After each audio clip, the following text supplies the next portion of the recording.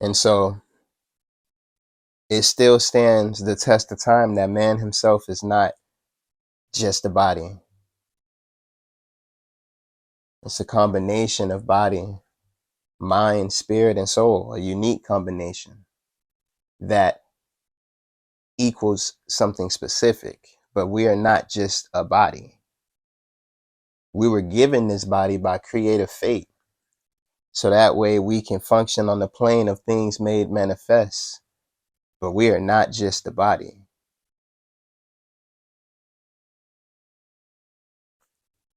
We only have this to function and carry out actions, man. And since man is mind and God and man are conjoined in one, the temple of God, the spirit of God is inside of you. It goes to show that you can know nothing of God, of nature, of heaven, or hell, or of yourself. And yet, so far, all these things are self-evident inside of you. And if you don't understand that, somebody else who does understand that, but have ill intentions, will take advantage of you. And so once again, we live in a time where the information is available, but people do not seek. And it's for a plethora of reasons.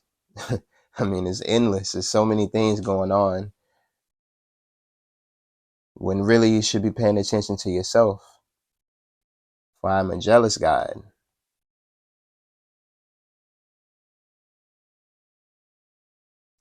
And so all this art, these depictions, we're going to see why we have these pictures of man and God touching, God speaking through man. Love and light, everybody. I hope you're feeling balanced and beautiful today. This is Truth and Light. Rara Avis with Truth and Light today. And let's go ahead and end this dual way of thinking once again. Let's end this duality.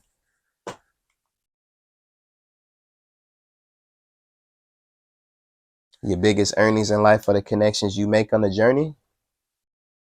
And the journey is something that we all are going through and looking for that battery pack of how to perpetually stay enlivened and to rule by the 5 points,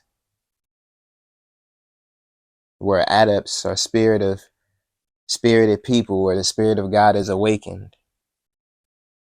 And that same adept unlocks the spirit of God within others. So let's start the connection. The connection that you see in this picture here. Because the whole thing is it's the mind. Like man is mind. And we've been getting told so many things for so long now. You know, people don't know where they are, what time frame they're in, what they should be called, how people should treat them.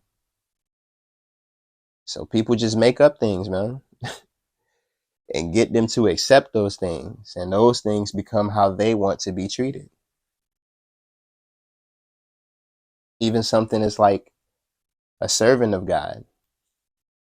Now, why would you want to be a servant of anything? Now, it sounds noble when they say God, and that's the catch. But then when they teach you that God is something outside of temple walls, when the book, John 10:30, John 10:30, 36, Psalms 82, 1-6, is saying something else. When they telling you who God is, when they're telling you to go to these temples, the book, do not seek the temple of God within temple walls. Do not seek God within temple walls. He's saying something else. And it's just started this confusion. But when you just step back away from the opinions, it's clear. They call them your temples for a reason, because they house the God within. So the only true temple of God is inside of you. We have man's temple that's been built, but then we have God's temple that he built. And so which one are you building on? It's an excellent question. But they've made all of the knowledge so fearful. You see, the more knowledge I get, the less scared I become. And I realize now that everything that you want is on the other side of what you're scared of. That there's like these guardians with the three-headed dog, Cerberus, just guarding information always. You have to get past the fear factor if you want to elevate in your life. Just like the gym. You want to make those changes, you have to get over that fear of tearing your body down and that pain and that hurt that you're going to go through. That's like coming to the realizations when you get the truth. Sometimes they say the truth hurts, right? But then it's the thing that'll set you free.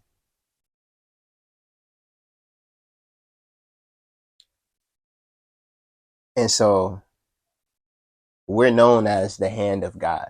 We are the temple. We're more than just this body. And we all know we are. Like, we're incredible beings, but one thing that humans do not do, we don't cultivate and craft a soul in the womb. We craft a vehicle for the soul to enter into. Therefore, we are not created here, but we are joined here. And we leave here at some point. But this body is what passes over and decays. This body is finite. But we come from an infinite power.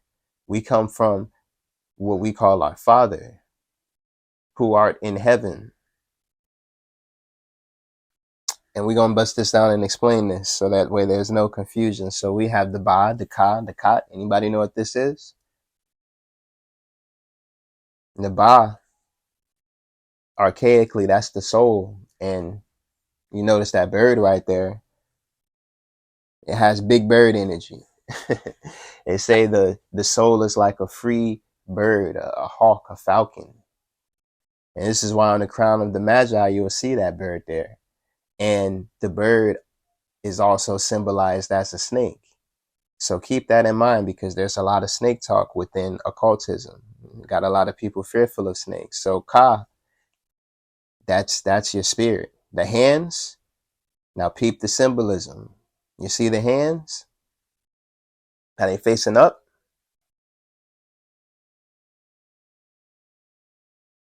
That's the symbol of life, of pure life is what they're trying to express within that symbol. And this is the Kabbalah, the Kabbalah, or the Kaaba, all that stuff, the tree of life. So does anybody know what this is? This is the 4-letter ineffable word, Yahweh Vavhe, the word you not supposed to speak. And if you look at it, it looks like what? You should see that it looks like a body. It's pretty plain and simple what's going on here. You are God's temple, and the Spirit of God lives within you. You are the ineffable word, the 4-letter word, which is the nameless, the Amen, which is an anagram for name, the hidden one, the one that nobody knows until they get to know you. And even then, we objectify people, meaning everybody is just an object of your consciousness. What I am, what your siblings are not what you think they are. They are what they are. So you have what they are, and then you have what you think that they are based on what you know about them. But you don't know everything about them, right? That's the name. That's the hidden one. The one that is nameless, because we come in so many shapes and forms, man. We're always evolving. You can never put a title onto somebody. And once you do, you can control that person with the title, which is why you have to always come new. Because once you're titled, then if somebody just learns the ins and outs of that title, then they know how to control you now. Like if you're the nervous one, then they're just going to mess with you based on that title, right? The Yadhe is really just, again, you. It means the hand behold, the nail behold. That's what the Yad, the He, the Va, the He busts down to.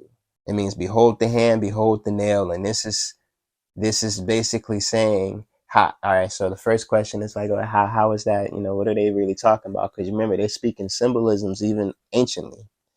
And that's because everything is a symbol. Like I keep saying with the words, the letter A is the symbol A. Everything is a symbol. You become a symbol for other beings sometimes. When you just do actions, you become a walking symbol of something. Behold the hand, behold the nail is saying, behold the man or the hand, which is the builder, and behold the nail, meaning the tools, the works, what he's built. And that is the hidden name of God. Once you know the person and everything that they've built, they've been using their temple for, and it's shaped like you. This is what all that talk is about with the hand of God and all the numbers, and you bust all this stuff down and it goes back to you. Anybody seen this? The Kabbalah, the tree of life, also known as. All this stuff bust down to you is what I'm about to be showing you here. Every one of these charts that we see is just a chart of the body. It's how to manage the body. Just like how the 4-letter inevitable word, that's the cross, that's the water, the fire, the earth, the air. You got the 10, the 5, the 6, and the 5, which busts down to 26. That busts down to 2-8. That busts down to 8, which is the control aspect. The Saturnalian aspect, the rings, that's the freezing in time, which is the body coming into coagulation, which is making it solid here and becoming the vessel for the higher power. And you see, God is waiting to draw something out of his physical avatars so it can learn more about itself. But one thing about it, a soldier with no foe doesn't get better. Without a foe, a soldier never knows his strength. And this thought must be developed by the exercise of that strength. In the words of a teacher, you'll have to hear this over and over and over and over and over and over again. That's the way the body was set up, for you to forget, so that way you have to remember. You have to put yourself back together. Otherwise, you slowly forget. And go another chart, the tree of life. Once you bust down the 4 elements, because everything is an element here. We come from the earth, the water, the wind, and the fire, and everything else that exists here can be found in between these elements. And so these elements manifest physically within all of them really, but it manifests within one of these spheres. So you have the earth, wind, water, fire in the Keter, in the Binah, the Chakma. You have those 4 elements manifesting within this tree. I'm not going to bust this tree down. It'll be here forever, but I'll do it in a different video maybe. But these 4 elements, when they become physical, because the Ein Sof, the Ein Sofar, that's the absolute. That's the kingdom, if you will, before it becomes physical. That's when everything is refined and perfect. Everybody has their space. And once you get into the physical, the 3rd dimension, you see how it's at the bottom, and we could bring this to the top, the 4th, the 5th, which is the breath, the spirit, all that type of stuff.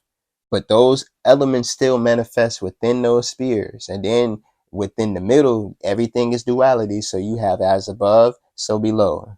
So the bottom of this is the negative aspects of those same spheres. So you see, you have, at least on this chart, 7 dimensions, and you have the lower dimensions as well. But again, all this stuff is how you chart your body, and it's talking about nothing less. And we just live in a time now where there's been, at least within the last 100 years, more so the last 500 years, but accomplished within the last 100 years, where people have had this agenda to monopolize the people's minds and make them servants of God, which is nothing wrong with that. But when you teach them that, God is something specific, then that's when we have to be sure that we know what these specific things are. Because the truth of the matter of even the words, when you get into the etymological origins of these words, God is within you. And the only way you can listen to him is by listening to yourself, not by anybody else. So once again, these charts You know, as fanciful as they look, you got one for the girls too. You don't discriminate. We don't do the dual thinking, man. If God comes in many shapes and forms, can't be a man. Would have to be everything. But once again, these charts are how to chart your body. And when you bust down these circles, these sephiras for what they are, you'll notice that they all are very specific. And the only thing that changes is people's interpretations of these energies, which is why at some point you have to come to a understanding of it yourself. So that way you can just know what these people are talking about. But that's because you have the wisdom. You don't just have the knowledge, but you felt this out within you. So therefore now when your God pops up into a new form externally outside of you and it comes to speak to you through something else, you'll be able to recognize whether that's a false God or if that's the true God. Because we all only have one true God. God never changes. Man is what changes. Truth never changes. It is what it is. And so since man, who is mind, which is something we have to learn to control, since our mind changes, we know that can't be. It's not. But you have all these people coming and, coming in different forms, making you have these different thoughts. You have to be able to turn all that stuff off. The physical senses, all that stuff has to go off.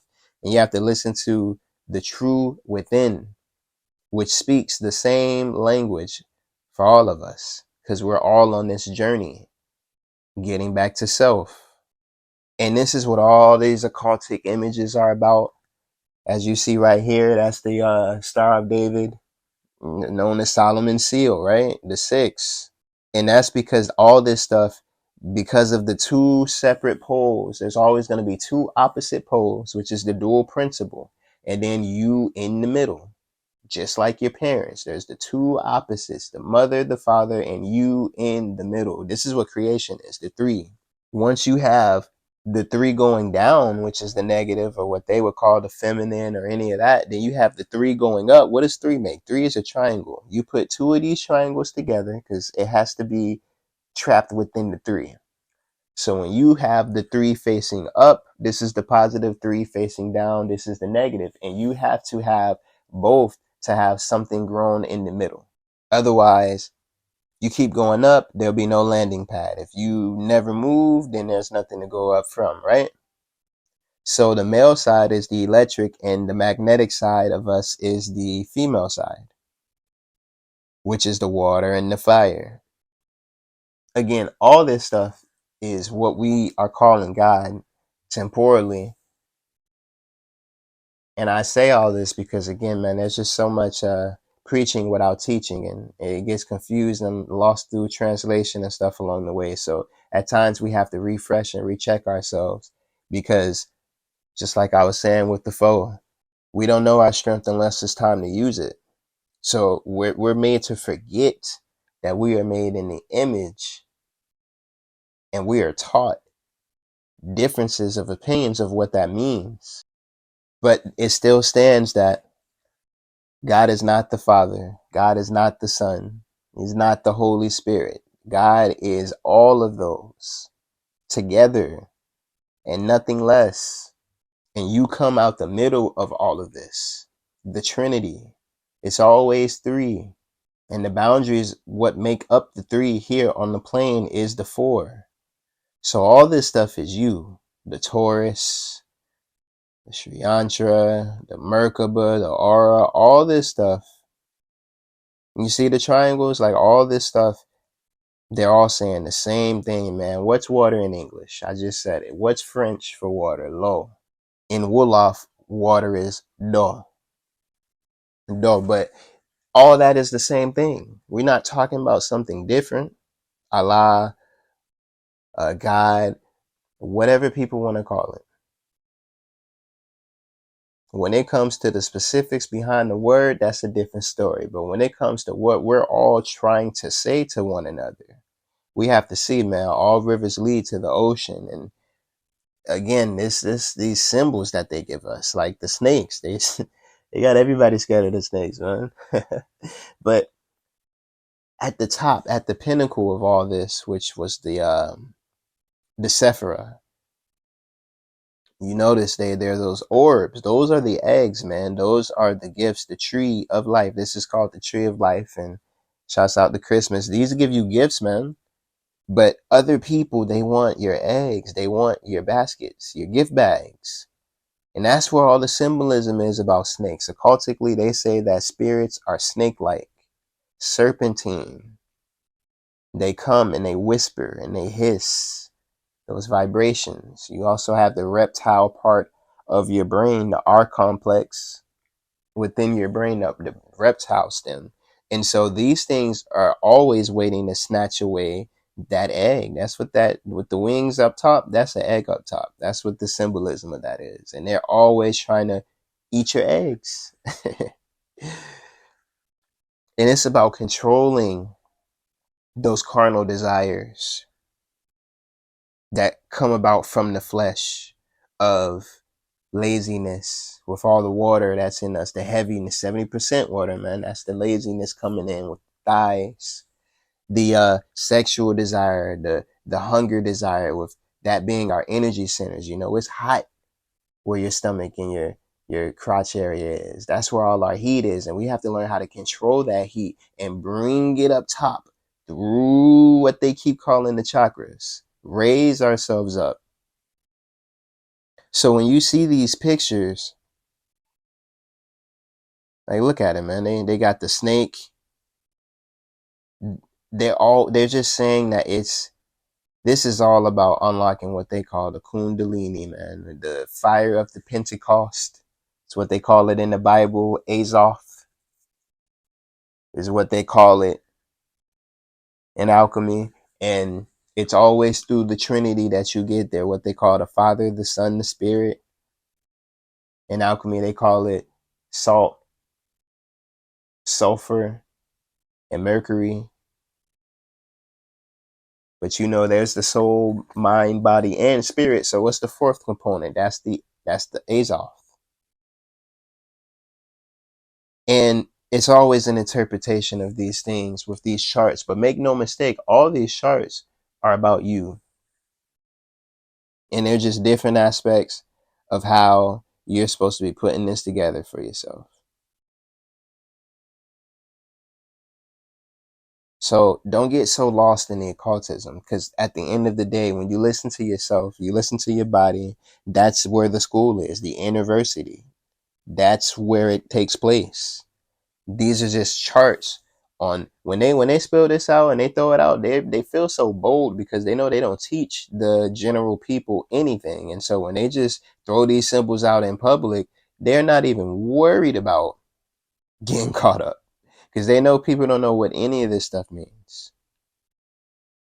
But nonetheless, this is all still symbolizing the connection of us and God through our temple, which we have components such as the mind, which gets its access point within the brain, that's its station, and the pineal, and it allows us to keep a certain connection.